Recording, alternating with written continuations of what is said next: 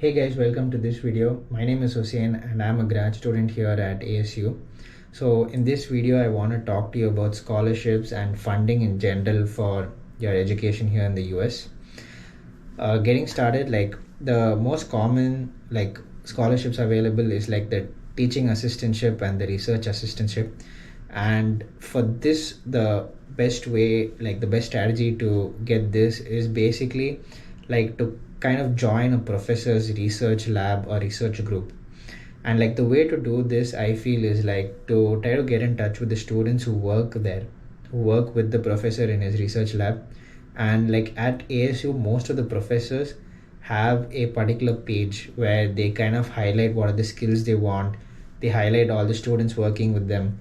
So kind of make use of this information, try to talk to the students who already like work with the professor and try to know like what are the skills he's looking for, and like maybe what softwares you want to know, things like that, and then try to approach the professor.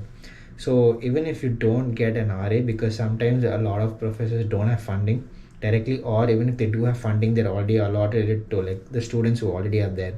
Still, I would say like try to join a research group even as a volunteer and be part of it. And the reason I'm saying that is like a lot of the teaching assistantship or the grader or like a lot of other opportunities that the professors have, they usually first try to give it to the students who are part of their research group. So this is something I did not know. And the first 2 semesters I wasn't like working with any professor, I was just doing my coursework.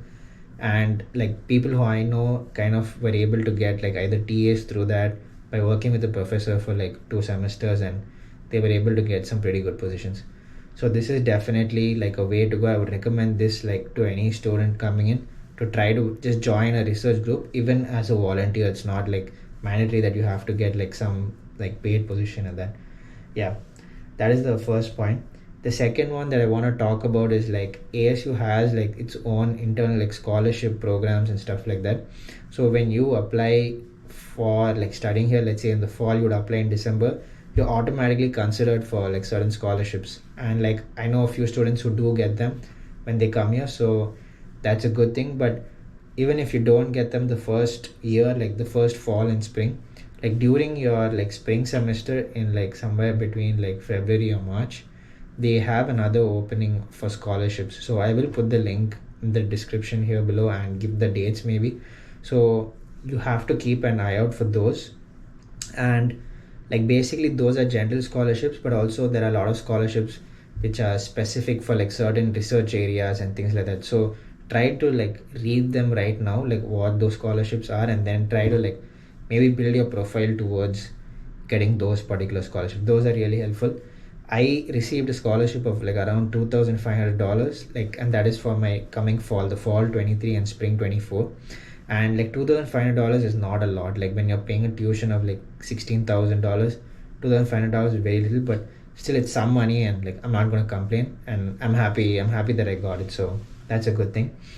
Apart from that, next is like a lot of people at ASU also promote external links and like general scholarship links that are available to students who come to the US. So international students coming to the US can also apply for the general scholarships that are available to every student in the US who's studying.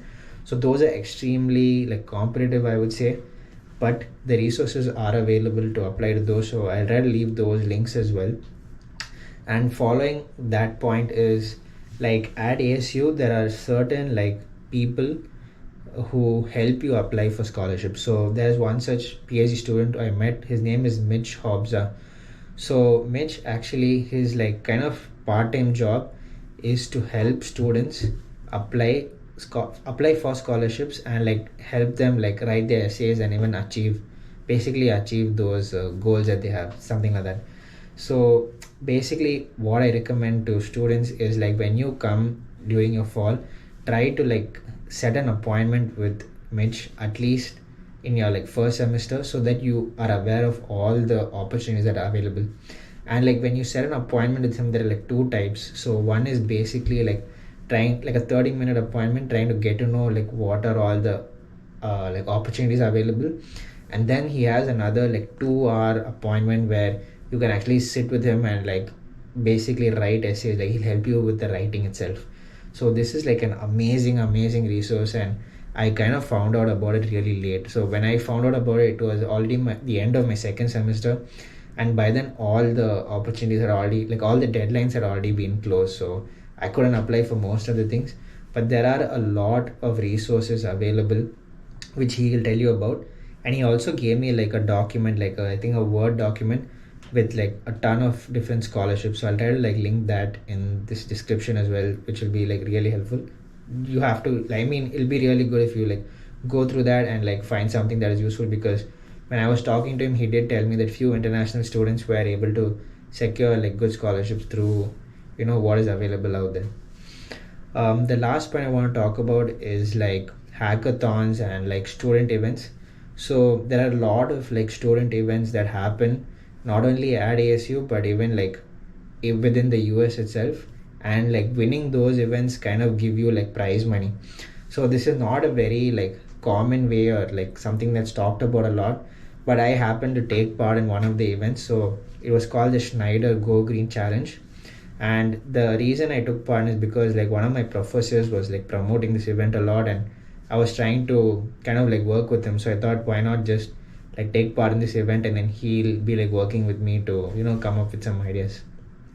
So I took part in this event, and like I really enjoyed the concept of it. So I really put in a lot of work, and surprisingly I won the event. So that was a really good thing, and like I'm in the final round now.